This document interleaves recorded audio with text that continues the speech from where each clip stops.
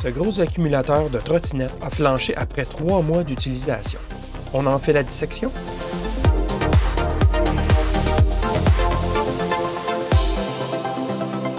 Bidouilleur, bidouilleuse, salut! Oui, alors, c'est un accumulateur au lithium-ion qui vient d'une trottinette GoTrax XR Elite.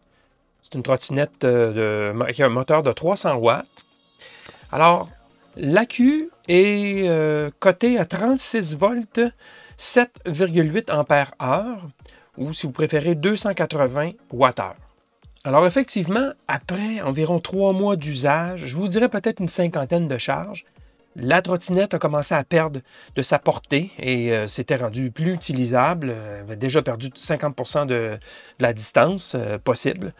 Donc, j'ai contacté la compagnie GoTrax et ils m'ont fait parvenir un autre accumulateur de remplacement gratuitement, sous garantie. Donc ça, c'est très bien. Mais je suis vraiment curieux, je ne sais pas pour vous, là, mais moi, je suis curieux de voir ce qui ne va pas avec l'accumulateur. En même temps, c'est une grosse boîte noire, donc je n'ai pas d'idée de ce qu'il y a à l'intérieur. Bien sûr, il y aura des accumulateurs au lithium-ion. Il y a ce câble qui sort avec un mastic ici, et bon, un connecteur XT60. Et c'est pesant, hein? Ça pèse tout près de 2 kg, cet accumulateur. Donc, on va regarder ce qu'il y a dedans. Est-ce qu'on va trouver quelque chose qui ne va pas? Je peux vous dire, je l'ai rechargé et pleinement rechargé, sous aucune charge, donc fraîchement rechargé. Elle donnait 36 volts il y a environ 1 mois. Mais depuis, je l'ai laissé reposer sur la tablette et elle n'indique que 10 volts. Donc, clairement, il y a un problème. Est-ce que je pourrais récupérer des accumulateurs dedans? Est-ce que c'est seulement certains des accumulateurs qui sont flanchés? Est-ce que c'est l'ensemble? Aucune idée. Est-ce qu'il y a un BMS, donc un Battery Management System? Est-ce qu'il y a un système de recharge intégré? Ou si c'est, moi je crois, le chargeur externe qui s'occupe tout simplement de la charge, puisqu'il y a un voyant de non chargé, donc pas pleinement chargé, et lorsque c'est pleinement chargé, le voyant vire au vert. C'est un bloc branché sur le secteur. Donc, est-ce qu'il y a quoi que ce soit d'électronique en dedans, autre que peut-être une protection, là, où il y a effectivement tout le système de charge ici, et lui indique que c'est chargé lorsqu'il n'y a plus de courant qui passe. Aucune idée. À voir, ça sera curieux. C'est une belle boîte extrudée en aluminium. Ça, là-dessus, il faut donner la qualité. Ça, c'est caché sous la plateforme, si vous voulez, de la trottinette. Donc, juste ici, sous la plateforme, c'est là que c'est caché. Donc, on va ouvrir. Je vais y aller doucement parce que, bien sûr, il y a beaucoup de puissance dans un tel accumulateur. Je ne voudrais pas faire de gaffe. Il y a seulement 8 vis, 4 vis à une extrémité et 4 vis à l'autre. Donc, ça devrait être relativement facile à disséquer. Et, ben, c'est ça. Je vais commencer à ouvrir et je vous reviens lorsque j'aurai un peu avancé. Alors, j'ai retiré les 2 extrémités. C'était facile, comme je vous ai mentionné. 4 vis, c'est tout. Et 2 fois aux 2 extrémités. Bon, ben le premier défi, vous le voyez. Ils ont mis ce même mastic. Ouais, je vous dirais, c'est pas de la silicone, définitivement pas. Ça s'égrène trop, mais en tout cas, il y a un petit mastic ici. Et je vais devoir passer un couteau du côté métallique, bien sûr. Je vais éviter de toucher au pack lui-même. Donc, un couteau à tapis, probablement, pour décoller, couper ce mastic. Et c'est la même histoire à l'autre extrémité.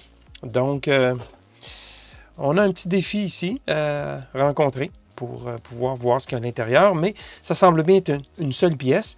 Et je peux déjà toucher, je vois, c'est des 18650, des accumulateurs au lithium-ion, très standard. On voit l'arrondissement ici, là. Donc, écoutez, si j'étais pour faire une estimation, étant donné que c'est 36 volts CC, 7,8 ampères-heure, 36 volts, c'est probablement 10 sections d'accumulateurs branchés en série et chaque section a probablement 3, ou disons, je vais dire là, 4 packs. Donc, il risque d'y avoir une quarantaine de cellules là-dedans. En tout cas, c'est juste une estimation. Je ne suis pas un expert des batteries, là, des accumulateurs, donc on verra bien une fois ouvert, mais je vais essayer de tenter de retirer ce pack. Hein? Le moment de révélation. OK, ce sont ces fameuses batterie d'accumulateur enrobée de cette espèce de pellicule bleue rétrécissable. Là. Mais ça, c'est assez facile à ouvrir. C'est juste qu'il y a beaucoup de contacts qui semblent être exposés. En tout cas, il y a des extrémités. Ouais, il y a des extrémités en plastique qui ont été installées pour maintenir les éléments ensemble. Donc, ça va être relativement facile à ouvrir et à dégager parce que, bien honnêtement, tel quel, là, on ne peut rien y faire. Et soit dit en passant, le connecteur a été posé. En tout cas, ça ici, ça a été soudé après que la plaque frontale ait été insérée. Donc, je ne peux pas la retirer, à moins de dessouder ici. Donc, je vais couper l'enveloppe et je vous reviens. Alors, ouvrir la première enveloppe, c'est relativement facile puisqu'il y a une base en plastique ici. Et même chose en haut qui maintient tous les accumulateurs ensemble. Donc, je n'ai qu'à découper le long de cette base. Et il n'y a pas de difficulté ni de risque particulier. Par contre, en dessous, vous voyez que les interconnexions commencent à se faire. Ah, ça va révéler la construction interne. J'avais dit 10 banques pour arriver à 36 volts. Alors, je vous dirais 42, 43 volts normalement, pleinement chargé, alors que c'est 36 lorsqu'il est pleinement chargé et c'est clairement vidé seul, cette batterie. Écoutez, je dis peut-être des sottises, là. Ceux qui sont dans le modélisme ou qui font voler des drones pourront me corriger. N'hésitez pas à faire des commentaires si je dis quelque chose qui n'a pas de sens. Là. OK, alors voilà. La couleur des accus commence à apparaître. Bon. Oh, non, il y a définitivement un circuit ici. Oh, mon Dieu, oui. OK, il y a tout un BMS, circuit de contrôle et de maintenance, d'entretien des accumulateurs. Donc, je vais juste retirer ceci. On va regarder ça de près. Ouais. Bon, ben, par le truchement du montage, j'ai fait une pause. J'ai pris le temps d'analyser le circuit, la configuration des accumulateurs. Écoutez, on ne peut pas tout voir. Hein. C'est bien difficile parce que les pistes, là, c'est très difficile à suivre où est-ce que le courant passe. Mais je peux quand même vous dire ceci. Il y a 30 accumulateurs lithium-ion. Au total, ce sont des INR 18650 26E. Donc, c'est des 2600 mAh chaque accumulateur. Il y en a 30. C'est bien à ce que je m'attendais, c'est-à-dire qu'il y a 10 banques de 3 accumulateurs, et donc ce qui donne 10 fois 3,6 volts pour chaque accumulateur, ce qui nous amène à 36 volts nominal. Une fois pleinement chargé, bien sûr, on va au-dessus de 40 volts. Alors, 10 sections de 3 accumulateurs, ce qui fait un total de 30. Il y en a des deux côtés, comme ceci. Bon, alors ça, c'est comment c'est divisé. Par contre, c'est un petit peu trompeur parce que, regardez, on voit 5 sections de 6 accumulateurs court-circuités ensemble. Alors, on pourrait croire qu'il y a juste 5 sections, mais non, il y en a bel et bien 10. Mais c'est difficile de voir comment les cellules sont enfilées en série. Donc, c'est trompeur, les bornes communes ici, en dessous. Ils ne sont pas toutes en parallèle, autrement dit. Les 6 cellules ici, les 6 cellules ici ne sont pas toutes en parallèle. Bon, il y a 2 puces. Il y a des MOSFET, je pense que c'est assez clair. Les 2 puces, ben, elles sont identiques. Chacune, c'est un CW1053. Donc, c'est un circuit intégré de protection. On ne peut pas dire officiellement que c'est un BMS. En tout cas, je ne crois pas. Encore une fois, si je dis des sottises, vous me corrigerez. Tout simplement parce que cette puce ne gère pas la charge et ne gère pas la communication pour fournir des informations non plus vers le monde extérieur. Par contre, qu'est-ce que cette puce fait? C'est une puce de protection. Protection pour chute de tension excessive, protection pour surtension, protection pour surcourant, protection pour température aussi. Il y a 2 sondes ici de température. Alors, chacune des 2 puces couvre 5 cellules C'est pour cela, donc si vous voulez, 5 sections. C'est pour ça qu'il y a 2 puces, parce qu'il y a 10 sections à 3,6 volts chaque section. Donc, tout s'explique. 2 puces identiques qui se partagent la surveillance des 10 sections à 3,6 volts chacune. Bon, ça c'est clair. Maintenant, pour ce qui est des MOSFET, là, je vous avoue que j'ai énormément de difficultés à voir la configuration des MOSFET. Il faudrait que je défasse la plaquette, que je me mette à sonder pour les continuités. Mais je vous avoue que sous tension comme ça, je suis un peu frileux pour faire cela. Donc, très difficile de voir comment c'est enchaîné. Et forcément, ben, ces 12 transistors sont contrôlés, soit en partie, soit totalement par une combinaison de ces 2 puces. C'est possible que l'une ou l'autre de ces puces puisse fermer l'ensemble. Les transistors sont branchés sur le côté négatif de la plaquette. C'est là que ça coupe. Le côté positif, ce n'est pas là que les transistors MOSFET font l'interruption. Alors oui, les transistors MOSFET servent à couper en cas de surtension, surcourant, surdécharge, surcharge si ça n'arrête pas la charge et surtempérature. Et tout ça, bien sûr, se récupère lorsque la condition de surcourant, surtension, surtempérature est terminée. Le système va se réactiver à nouveau. Ce n'est pas permanent. Bon, ceci dit, il y a quand même des fusibles par endroit. J'en ai vu quelques-uns. Il y en a au moins un juste ici. Mais ce ne sont pas des gros fusibles.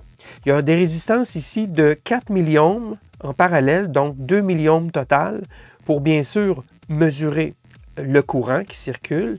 Bien sûr, on mesure la différence de potentiel aux bornes de ces 2 résistances, qui au total, c'est 2 milliohms. Donc, on mesure la chute de tension, ce qui, bien sûr, nous donne le courant qui passe.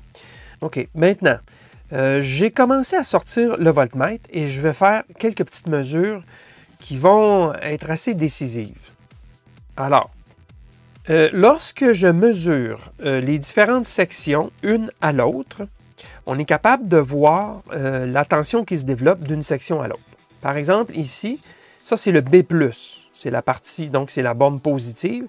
Si je vais de B+, à la section suivante, on mesure 4,11 volts. D'accord? Maintenant, si je vais à la section suivante, 4,12. Si je vais à la section suivante, 4,13. Suivante, 4,12. Bien franchement, jusqu'à maintenant, ça me semble nominal. Chaque section est au-dessus de 4 volts, donc elles sont bien chargées. Par contre, si on mesure le total ici, à la sortie, qu'est-ce qu'on voit comme tension? 10 volts seulement. OK, alors je continue. Alors, je vous ai dit qu'on avait ici 4,12. Continuons. Section suivante, 1 volt. Et la suivante, 1,1 volt. Suivante, presque 1 volt, mais pas plus.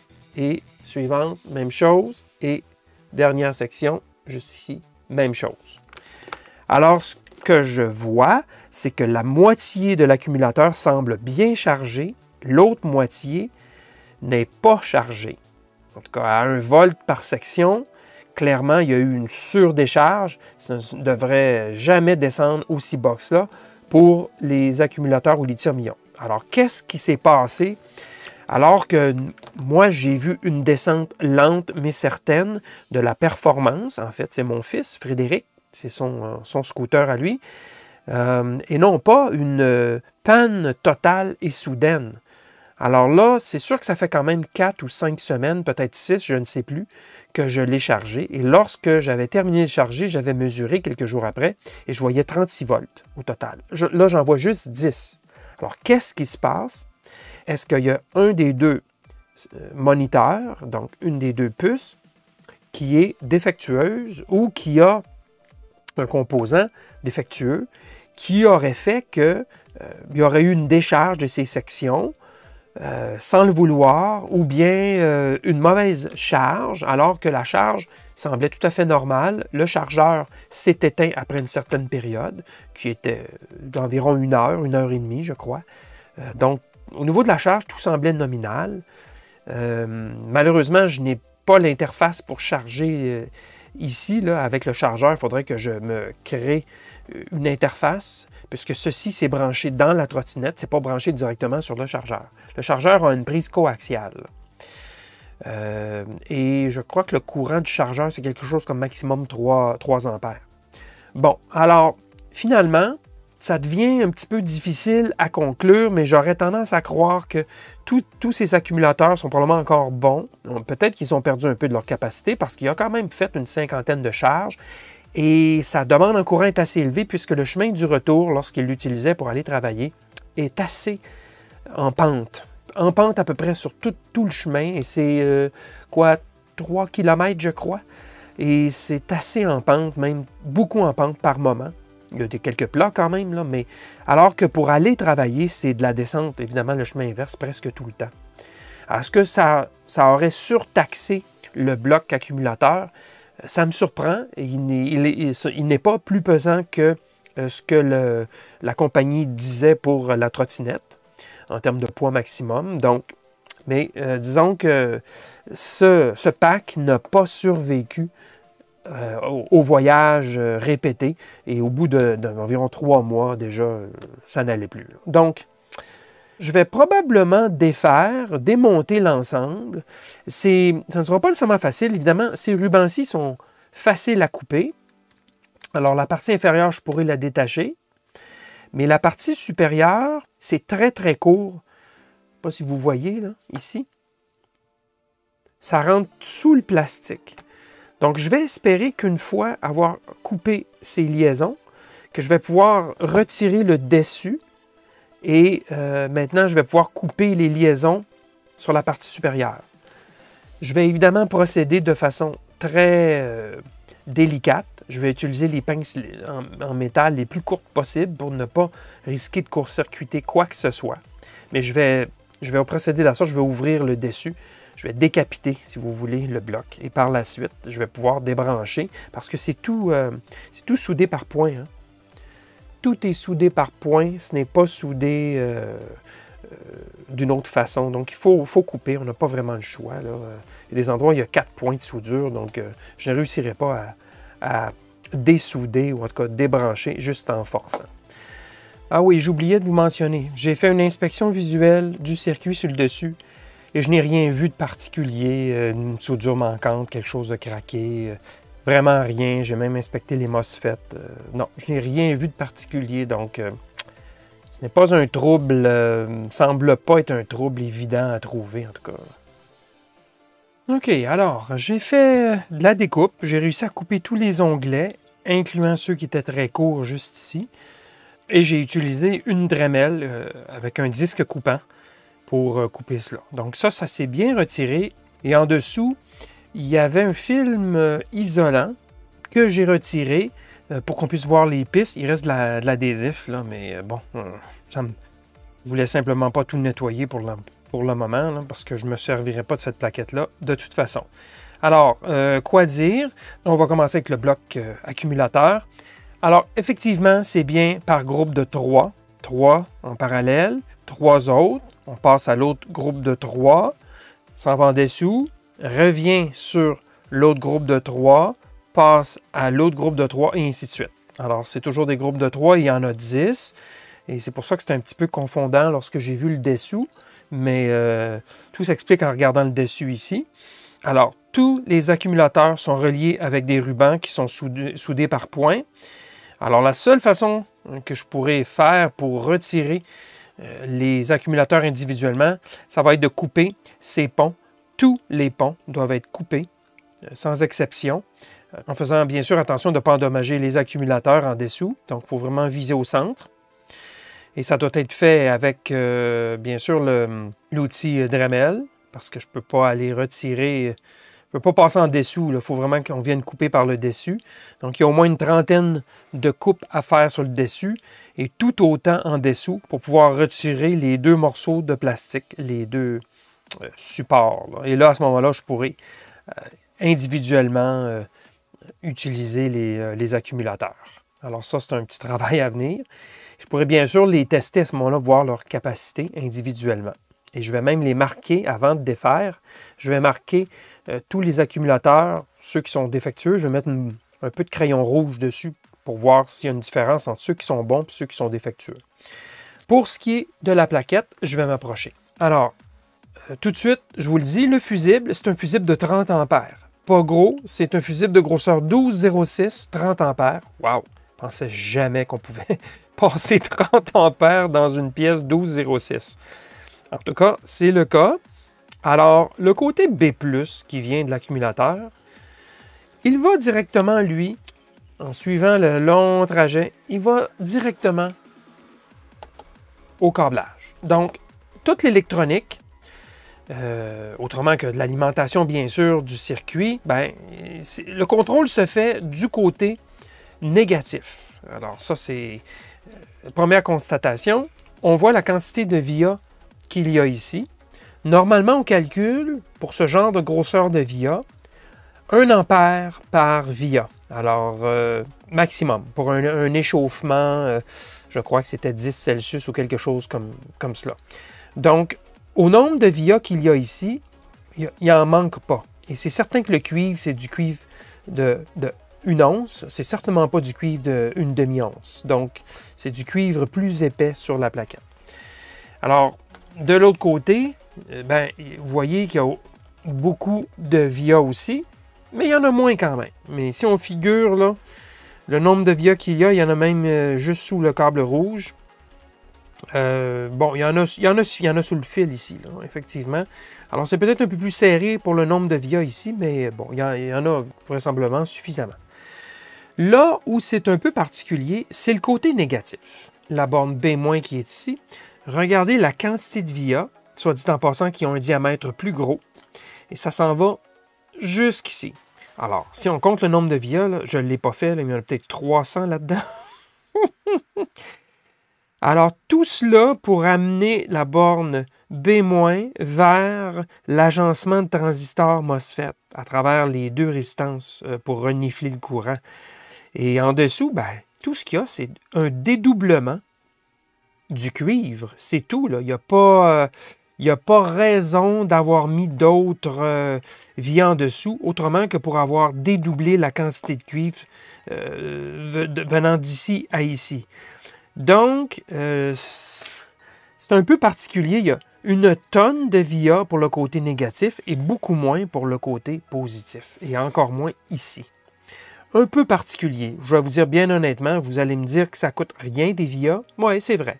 La quantité n'importe que peu, mais il vient un moment donné où le retour sur l'investissement, nombre de via versus avoir gardé moins de via mais plus de cuivre sur les 2 plans. Je ne suis pas certain, moi, d'en faire un fromage aussi dense que c'est plus performant que d'avoir distancé un peu plus les via et avoir gardé du cuivre sur les 2 surfaces. Alors, il faudrait voir. Je suis vraiment pas convaincu. À mon avis, c'est pas gagnant d'avoir mis tant de via que cela. C'est sûr que c'est plus étroit ici que ici, je le concède. Et l'idée était bonne de dédoubler en utilisant la face inférieure, mais la quantité de via qu'il y a là, on va passer à autre chose. Alors, les MOSFET, après analyse, semblent bien, et c'est ici que ça se passe, qui sont tous branchés en parallèle, tout simplement, du côté négatif. Maintenant, le contrôle des MOSFET, c'est la seule partie que je n'ai pas vraiment décodée. Il y a trop de petites pistes, c'est difficile. Il faudrait vraiment que j'analyse les deux côtés ici, du côté là, des 2 moniteurs, là, comment que l'un ou l'autre contrôle les MOSFET. Ça, c'est à voir. C'est possible que ça soit en parallèle. Mais il n'y a pas 2 banques, donc difficile de voir de quelle façon la charge de travail est partagée au niveau du contrôle des MOSFET. Et côté en dessous, il n'y a aucune pièce. Je ne sais pas si vous l'avez mentionné. Ce n'est simplement que du cuivre. Donc, les 2 petites sondes qui sont vraisemblablement des résistances, là. PTC probablement, pour mesurer la température des accumulateurs. Alors, ça fait pas mal le tour de l'histoire. Assez intéressant comme intérieur et plus complexe que ce à quoi je m'attendais. Clairement, le domaine des accumulateurs, ce n'est pas mon expertise. Alors, je vous pose la question, est-ce considéré comme un BMS en bonne et due forme? Quand on compare la description de ce qu'est un BMS à la description de la puce, il y a tout l'aspect de gestion de charge qui n'est pas vraiment couvert autrement que de simplement dire donc surveillance à la surcharge. On ne parle donc surtout que de mécanismes de protection. Bien, vos commentaires sont les bienvenus sur le sujet. Maintenant, qu'est-ce que je vais faire par la suite avec ces accumulateurs? Je vais sans doute les récupérer et en mesurer quelques-uns. Et je ferai une vidéo subséquente pour vous donner les résultats de charge-décharge en comparaison de celles qui semblent être bonnes puis celles qui sont à 1 volt. Alors, merci beaucoup d'avoir visionné cette vidéo et demeurez à l'écoute. Et merci aussi pour votre soutien continu. À la prochaine!